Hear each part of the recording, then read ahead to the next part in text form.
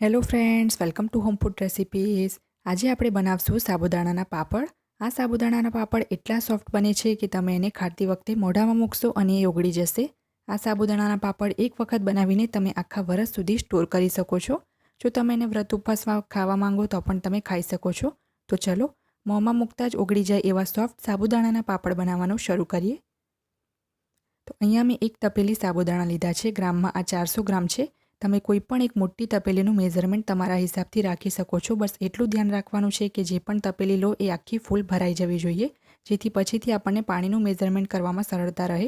તો સૌથી પહેલાં સાબુદાણાને 2 થી 3 વાર સાફ પાણીએ ધોઈ લેવાના છે. તો ધોવા માટે મેં એક મોટી તપેલી લઈ લીધી છે. એની અંદર આપણે સાબુદાણાને એડ કરી દઈશું. હવે આપણે એની અંદર પાણી ઉમેરીને સરસ રીતે હળવા હાથે એને મસળીને ધોઈ લેવાના છે, જેથી એની અંદર જે કંઈ પણ કચરો હોય એ નીકળી જાય. અને આ રીતે જો આપણે ધોઈશું તો સાબુદાણાના જે પાપડ છે એ સફેદ પણ બનશે. 2 થી 3 વખત પાણી બદલીને મેં સાબુદાણાને સરસ રીતે ધોઈ લીધા છે. હવે આપણે એને આખી રાત માટે પલાળવા દેવાના છે. તો એને પલાળવા માટે આપણે જે તપેલી સાબુદાણા લીધા હતા એનું જ આપણે 2 ગણું પાણી ઉમેરીશું. એટલે કે સેમ એ જ તપેલીનું આપણે 2 વખત પાણી ઉમેરવાનું છે. અને હવે આપણે આની ઉપર એક પ્લેટ ઢાંકીને આખી રાત માટે કાં તો 8 થી 10 કલાક માટે એને પલાળવા દઈશું. અત્યારે રાત્રે 10 વાગે મેં આ સાબુદાણા પલાળ્યા છે. સવારે આપણે એમાંથી પાપડ બનાવશું. પૂરા 12 કલાક પછી આપણે સાબુદાણાને ખોલીને જોઈ લઈશું. સાબુદાણા આપણે એકદમ સરસ રીતે ફૂલી ગયા છે. જો તમે એને હાથમાં લઈને એને દબાવીને જોશો તો એ સરસ રીતે મેશ થઈ જશે, મતલબ કે એ સોફ્ટ થઈ ગયા છે પલળીને. રાત્રે 10 વાગે મેં પલાળ્યા હતા. અત્યારે સવારે 10 વાગે એના હું પાપડ બનાવીશ. પાપડની અંદર નાખવા માટે મેં અહીંયા 20 ગ્રામ જેટલા તીખા લીલા મરચાં આવે છે એ લીધા છે અને 1 ઇંચનો મેં આદુનો ટુકડો લીધો છે. બંનેને મેં સરસ રીતે ધોઈને મિક્સરમાં પીસી દઈશ.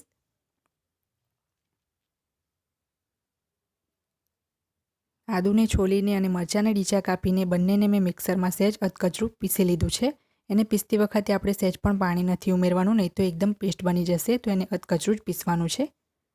હવે મેં એક મોટું વાસણ ગેસ ઉપર ગરમ કરવા મૂકી દીધું છે અને જે તપેલીથી આપણે શરૂઆતમાં સાબુદાણા માપ્યા હતા એનું 4 તપેલી આપણે પાણી ઉમેરીશું. મતલબ કે જે પણ વાસણ લો એ તમારે થોડુંક જાડા તળિયાનું લેવાનું છે, જેથી જે પાપડ બનાવતી વખતે કંઈ પણ નીચે તળિયામાં ચોંટે નહીં.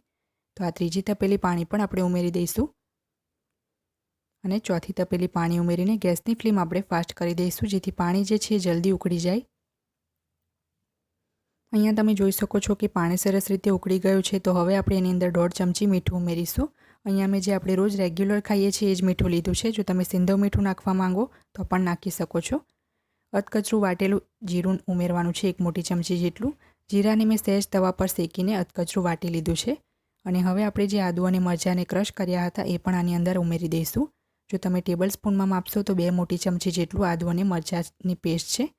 આની અંદર લસણનો યુઝ નથી થતો. સરસ રીતે મિક્સ કરીને આને પાણીને 2 મિનિટ ઉકળવા દઈએ. પાણી જ્યારે આપણું સરસ રીતે ઉકળી જાય ત્યારે ગેસની ફ્લેમ આપણે સ્લો કરી દઈશું અને જે સાબુદાણા આપણે પલાળીને રાખ્યા હતા એ આની અંદર એડ કરી દઈશું. સાબુદાણાને આપણે પલાળતી વખતે જો અંદર તપેલીમાં સહેજ પાણી હોય તો તે પણ આપણે સાથે જ ઉમેરી દેવાનું છે.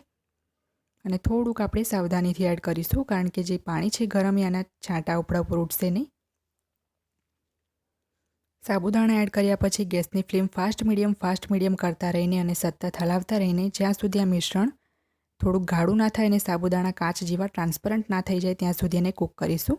જો તમે ગેસની ફ્લેમ સ્લો રાખશો તો આ મિશ્રણને ગાઢું થવામાં 1 કલાક પણ લાગી શકે છે. તો 10 થી 12 મિનિટ થઈ છે મને આ મિશ્રણને કૂક કરવામાં અને તમે જોઈ શકો છો કે સાબુદાણા આપણા અત્યારે પણ થોડાક જ સફેદ દેખાય છે. બધા સાબુદાણા ટોટલ ટ્રાન્સપરન્ટ થયા નથી અને આ મિશ્રણ પણ હજી થોડું પતલું છે, તો હજી આપણે થોડું ગાઢું થવા દઈએ. તો થોડુંક આપણે આને કૂક કરીશું, પણ આ સ્ટેજ ઉપર મને થોડું મીઠું ઓછું લાગ્યું છે. મેં ચાખ્યું છે તો અડધી ચમચી જેટલું મીઠું આની અંદર હું અત્યારે એડ કરું છું. પહેલાં પણ મેં આ જ મેઝરિંગ સ્પૂનથી 1.5 ચમચી મીઠું એડ કર્યું હતું. તો 6 થી 7 મિનિટ વધારે કૂક કરીએ. હજી 6 થી 7 મિનિટ કૂક કર્યા પછી આપણા સાબુદાણા એકદમ સરસ ટ્રાન્સપરન્ટ થઈ ગયા છે. તમે જોઈ શકો છો કે જ્યારે આપણે પહેલાં એડ કર્યા હતા તો સાબુદાણા સફેદ હતા અને આ મિશ્રણ પણ હવે ગાઢું થઈ ગયું છે. તો ગેસની ફ્લેમ બંધ કરીને 5 મિનિટ આને ઠંડુ થવા દઈએ. 5 મિનિટ આ મિશ્રણને મેં ઠંડુ થવા દીધું છે. ટોટલી આપણે આ મિશ્રણને ઠંડુ નથી કરવાનું. અને જ્યારે આ મિશ્રણ થોડુંક ગરમ હોય ત્યારે આપણે એક ડીપ ચમચાનો યુઝ કરીને એક પ્લાસ્ટિક પેપરની ઉપર સાબુદાણાના પાપડ બનાવશું. તો આ રીતનો એક પાપડ મેં મોટો બનાવ્યો છે. તમે ચાહો તો આ રીતના મોટા પાપડ પણ બનાવી શકો છો, નહીં તો આ રીતે એકદમ નાના પાપડ પણ બનાવી શકો છો. પાપડની જે સાઇઝ છે એ તમે તમારા અકોર્ડિંગ જેવા પસંદ હોય એવા રાખી શકો છો. પણ એક જ વાતનું ધ્યાન રાખવાનું છે કે પાપડને ફેલાવવા માટે આપણે કોઈ સાડી કે કપડાનો યુઝ નથી કરવાનો, કારણ કે સૂક્યા પછી એ સરળતાથી નીકળશે નહીં. તો બની શકે તો પ્લાસ્ટિક બેગનો જ આપણે યુઝ કરીશું. તો અહીંયા મેં બધા જ સાબુદાણાના પાપડ બનાવી લીધા છે. હવે આપણે એને 2 દિવસ માટે તડકામાં સુકાવા દેવાના છે. એક તરફથી જ્યારે પાપડ સુકાઈ જાય તો આપણે એને બીજી તરફ ફેરવવાનું ભૂલવાનું નથી, જેથી એ બંને તરફથી સરસ સુકાઈ જાય. તો પાપડને મેં આજનો આખો દિવસ તડકામાં સુકાવા દીધા હતા અને એક સાઈડથી સરસ સુકાઈ ગયા છે. તો આપણે એને બીજી બાજુ ફેરવી લઈશું અને એક દિવસ આપણે એને હજી તડકામાં સુકાવા દેવાના છે. અત્યારે હવે સાંજ થઈ ગઈ છે તો ટેરેસ પરથી આ પાપડને હું નીચે લઈ લઈશ. કાલે સવારે ફરીથી એને હું તડકામાં મૂકી દઈશ. તો અહીંયા તમે જોઈ શકો છો આ ખૂબ જ સરસ ટ્રાન્સપરન્ટ બન્યા છે, પણ હજી પણ બીજી સાઈડથી ભીના છે. ટોટલ 2 દિવસ પછી આપણા પાપડ એકદમ સરસ રીતે સુકાઈ ગયા છે. જ્યારે સુકાઈ જશે તો એની અંદરથી ક્રિસ્પી અવાજ પણ આવશે અને એકદમ ટ્રાન્સપરન્ટ પણ બની ગયા છે. જીરું પાવડર એડ કર્યો હતો એટલે સહેજ એનો બ્રાઉન કલર તમને દેખાશે, પણ જ્યારે એને ફ્રાય કરશો તો એકદમ સફેદ બનશે. તો આને આપણે ફ્રાય કરીએ. જ્યારે તેલ સરસ રીતે ગરમ થઈ જાય અને એમાંથી ધુમાડો નીકળે ત્યારે આપણે એની અંદર પાપડ ફ્રાય કરવાના છે. આ પાપડને ફ્રાય કરવા માટે આપણે તેલ એકદમ વધારે ગરમ જોઈશે. તો એક એક પાપડને આપણે તેલમાં એડ કરતા જઈશું અને ચીપિયાની મદદથી એને પકડીને બહાર કાઢી લઈશું. ફક્ત 5 થી 7 જ મિનિટમાં આપણા પાપડ જે છે એ ફ્રાય થઈ જશે, કારણ કે એને ફ્રાય થવામાં સહેજ પણ વાર નથી લાગતી. તો એક પાપડ ફ્રાય થઈ જાય તો બીજો પાપડ એડ કરી દઈશું. આ જ રીતે હું થોડાક પાપડને ફ્રાય કરી લઈશ.